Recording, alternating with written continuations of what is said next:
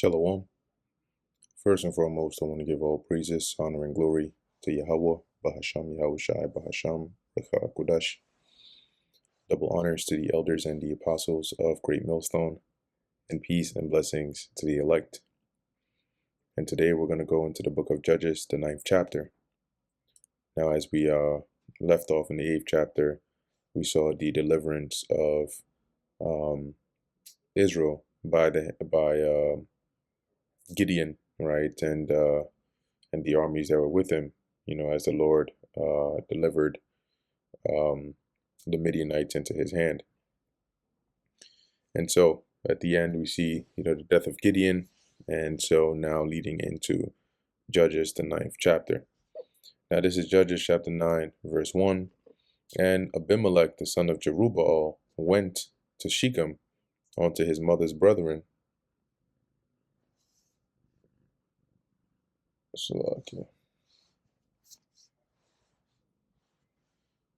Right. And Abimelech, the son of Jerubbaal, went to Shechem unto his mother's brethren, and communed with them, and with all the family of the house of his mother's father. Now remember in the previous chapter that Abimelech was the son of Gideon by Gideon's concubine, who was from Shechem. So he goes basically to his mother's, side of the family, and it says here that he basically goes to talk with them, and he says, "I pray you, speak, I pray you, in the ears of all the men of Shechem, whether is better for you, either that all the sons of Jerubbaal, which are 70 persons, that's 70 people, reign over you, or that one reign over you." So which is better? That 70 people reign over you, or that one reign over you? Remember also that I am your bone and your flesh. So also remember that I'm your kinsman, your kinsfolk, right? I'm also from Shechem. My mom was from here. And his mother's brethren spake of him in the ears of all the men of Shechem all these words. So basically he was trying to get into their ears to get them to work in his favor, right? And allow him to gain that upper hand in having them appoint him as the ruler. Verse 3, continuing on, it says, "And their hearts inclined to follow Abimelech, for they said, he is our brother." So they basically said, all right, he is one of us, so shit, it's better him than the rest of Gideon's sons. "And they gave him 70 pieces of silver out of the house of Baal Berith, wherewith Abimelech hired vain and light persons, which followed him." So with the money they gave him, he went and hired, like, basically, anybody that would do the job, right? As it says, he called them vain. So these weren't people of integrity or anything of that sort. "And he went on to his father's house at Ophrah, and slew his brethren, the sons of Jerubbaal, being 70 persons. So the rest of his brothers, about 70, he basically slew them upon one stone. Notwithstanding, yet Jotham, the youngest son of Jerubbaal, was left, for he hid himself. So Jotham managed to escape by hiding. And all the men of Shechem gathered together, and all the house of Milo, and went and made Abimelech king by the plain of the pillar that was in Shechem. And when they told it to Jotham, he went and stood in the top of Mount Gerizim, and lifted up his voice, and cried, and said unto them, Hearken unto me, ye men of Shechem, that God may hearken unto you. So you want God to hear you? Well, hear what I have to say. The trees went forth on a time to anoint a king over them. And they said unto the olive tree, Reign thou over us. But the olive tree said unto them, Should I leave my fatness, wherewith by me they honor God and man, and go to be promoted over the trees? So the olive tree said, My glory is in making, olives and olive oil and so on, by which, men honor the Lord and man, right? God for creating the tree and man for cultivating it. Should I leave off that glory just to be what? Over the rest of these trees? And the trees said to the fig tree, come thou and reign over us. So when the olive tree said no, they went to the fig tree, and they said, you come and reign over us. But the fig tree said unto them, should I forsake my sweetness and my good fruit, and go to be promoted over the trees? Then said the trees unto the vine, come thou and reign over us. And the vine said unto them, should I leave my vine, which cheereth God and man, and go to be promoted over the trees? And they said, then said all the trees unto the bramble, come thou and reign over us. And the bramble here is like a thorn bush, right? Pretty much worthless. Now, this sort of analogy that Jotham is giving, the trees here represented, in this case, the men of Shechem, and the bramble would be Abimelech, right? As he goes on further to explain. Verse 15, and the bramble said unto the trees, if in truth ye anoint me king over you, then come and put your trust in my shadow. So basically, come under me and serve me. And if not, let fire come out of the bramble and devour the cedars of Lebanon.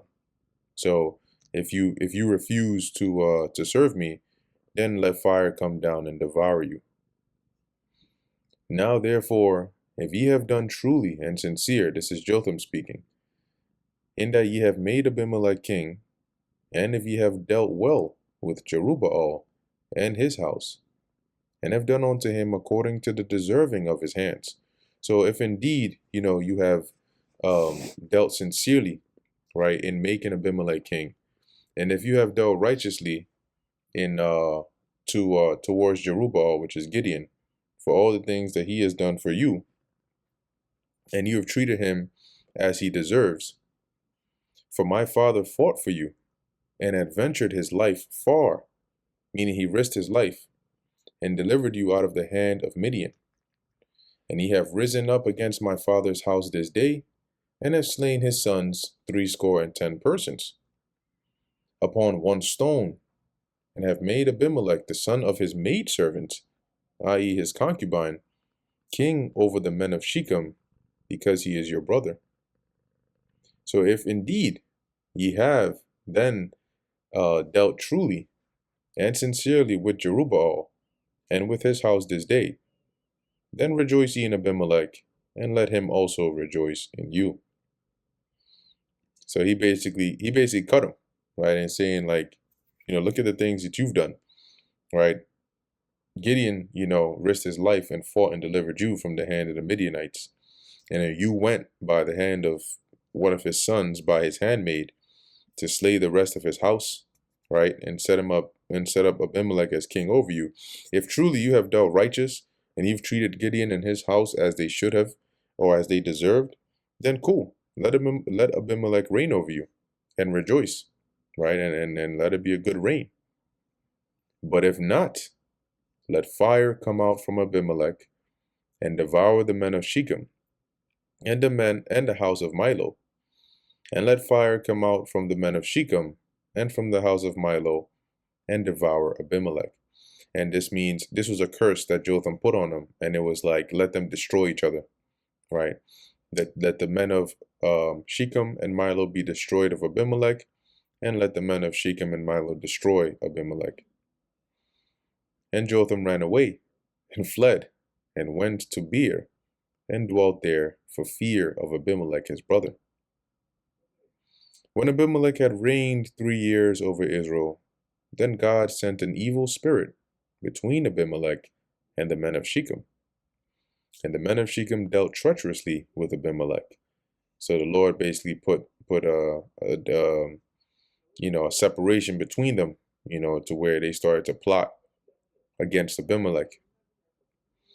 that the cruelty done to the 60 sons of Jerubbaal might come, and their blood be upon Abimelech their brother. So the Lord was doing this to avenge that blood, or recompense it upon Abimelech's head, which slew them, and upon the men of Shechem, which aided him in the killing of his brethren.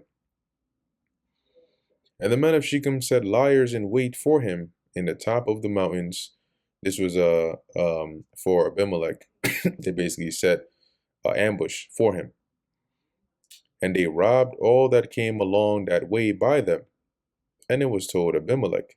So they set liars in wait who were just in there and basically robbing anybody that came by. And then eventually word got to Abimelech.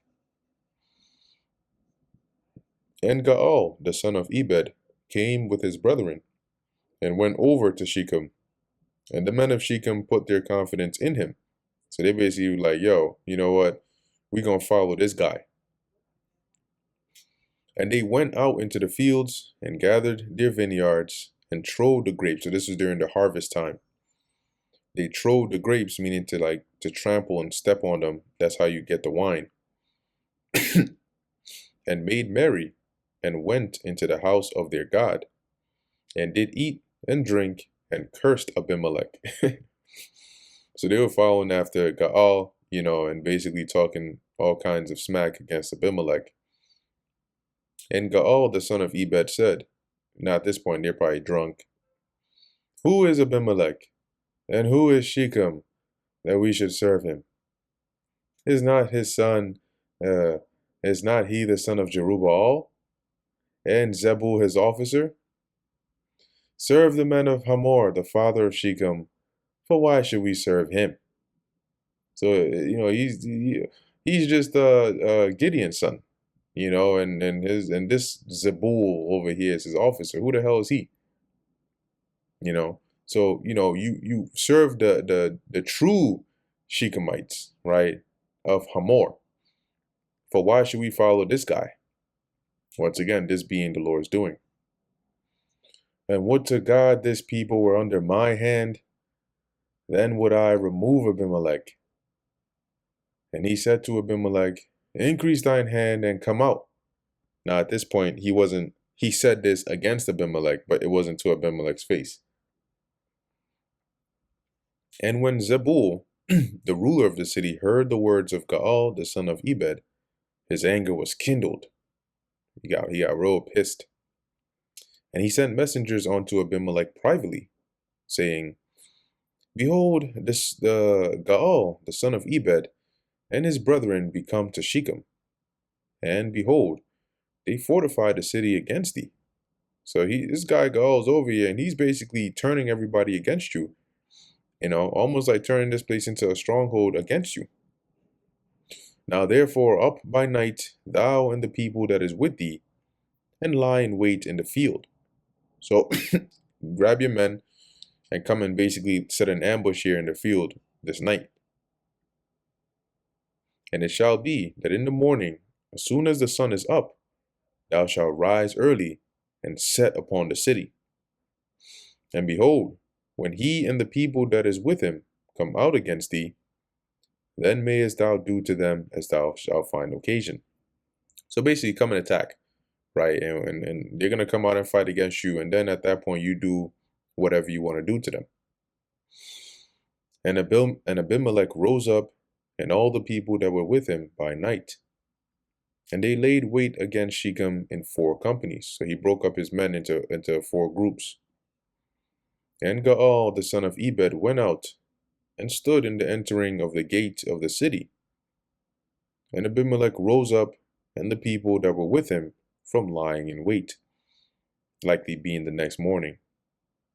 And when Gaal saw the people, he said to Zebul, behold, there come people down from the top of the mountains.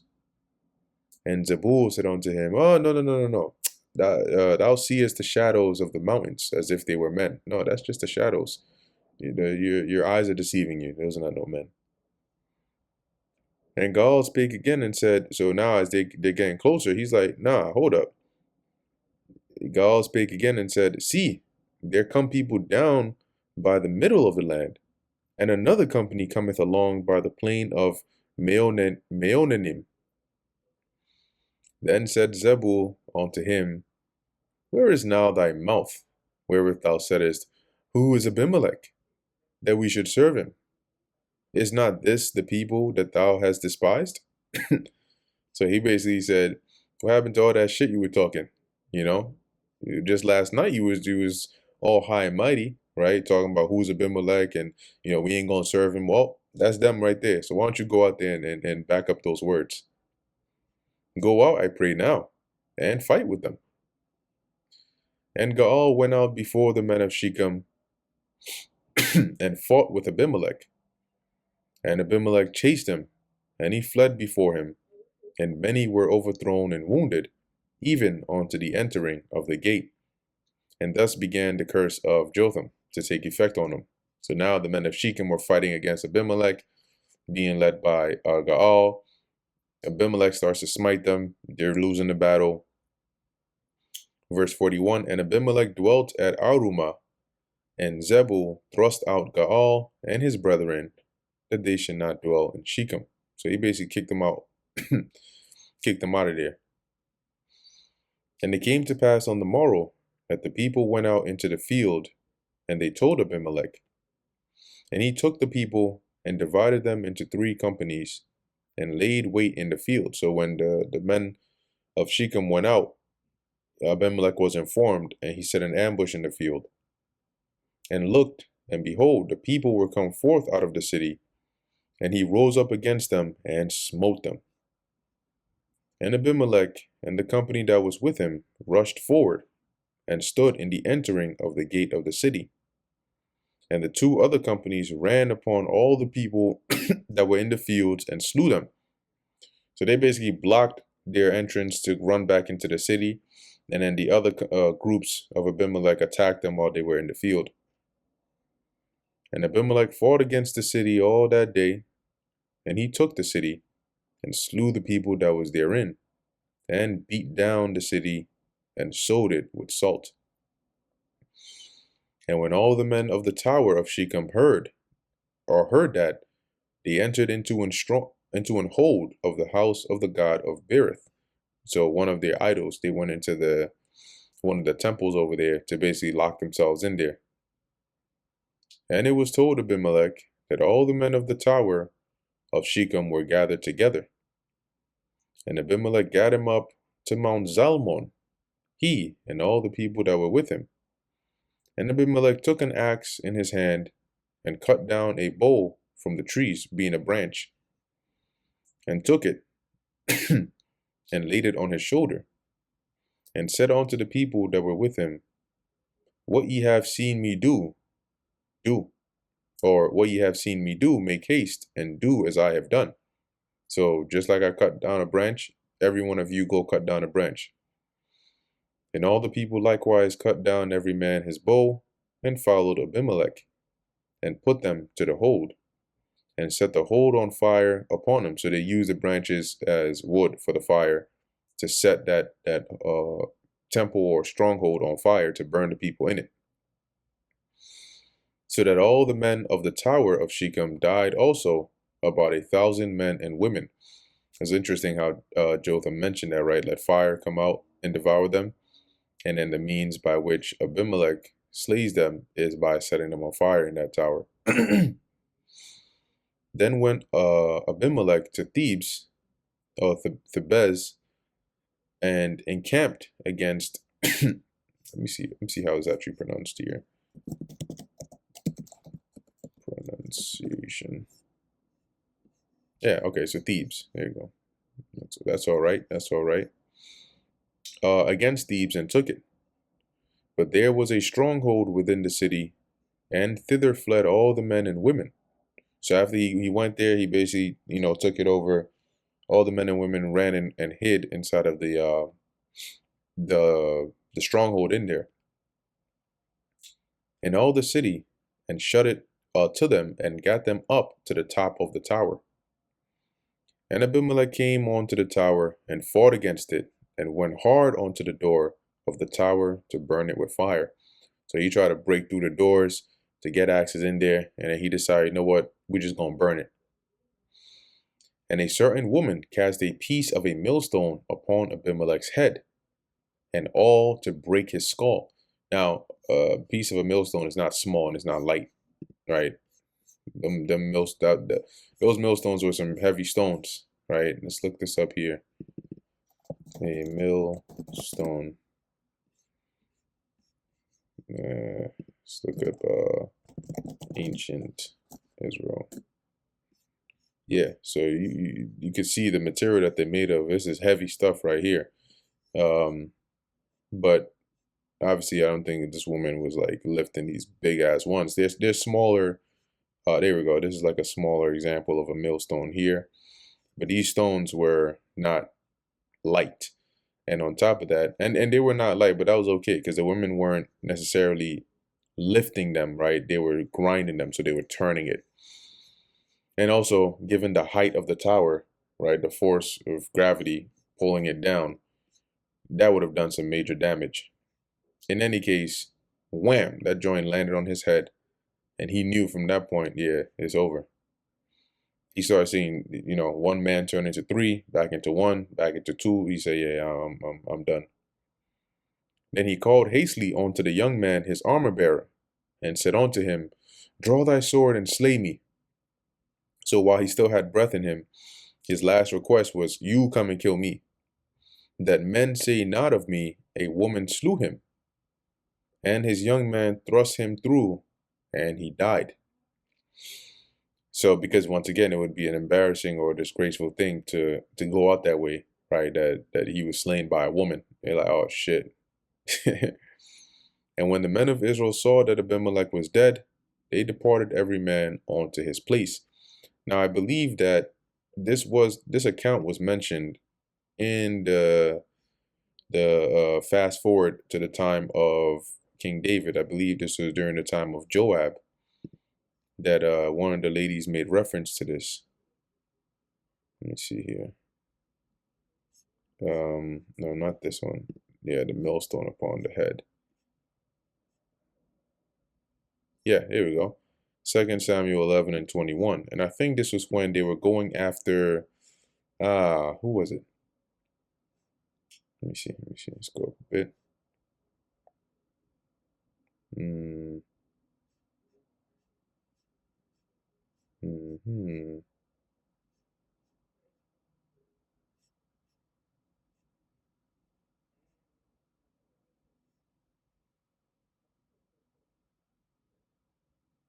All right, let's go up. Let's see. This is, let me just get some context. Then Joab sent and told David all the things concerning the war, and charged the messengers, saying, when thou hast made an end of telling the matters of the war unto the king.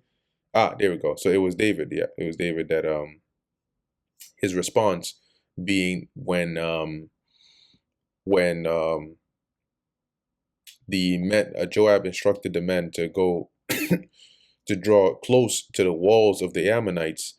David was saying, like, you know, that's a dumb thing to do. You know, like, did you forget that how dangerous that is? That, you know, they can easily target you from their walls. And then he made reference here to this example in 11 and 21, who smote Abimelech, the son of Jerubasheth, which is Jerubbaal, which is Gideon.